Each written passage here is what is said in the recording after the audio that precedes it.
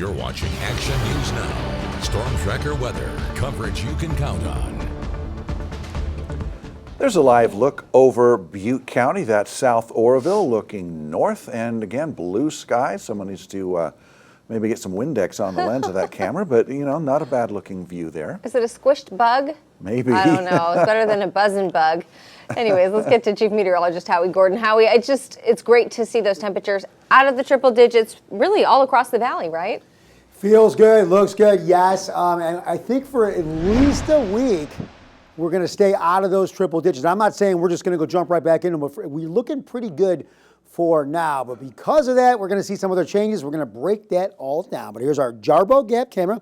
That's in Butte County. That's looking off to the south. I don't see any bugs squished on the lens here, just lots and lots of blue sky. So a little breezier today. Those winds should pretty much taper after midnight. Now, temperatures, they started to drop. They'll continue to do so. So a much cooler weekend and really a much cooler week. So let's start off with tonight. So we were dropping about 70 to about 74 degrees for a little bit, so really warm nights. Now we're going to get down into the lower 60s. You look at some spots in the higher elevations into the 40s, into the 50s. That would feel really refreshing, that cool air. Now here's what we have tomorrow. Yes, hot weather, but above average and still about 15 degrees cooler than what we've been looking at. So here we cool down to just very hot, or I guess maybe just regular hot, either way. But look at some of the higher elevations. Look at the ridge and the foothills, only in the mid-80s. So we can now go there again for hiking and feel a little better about those temperatures, especially some even the higher levels where temperatures will be right around 80, where they were flirting with 100 degrees. Let's break it down dynamically. High pressure came in here and just threw the heat at us once again. High pressure is moving off. It's losing intensity. It's weakening.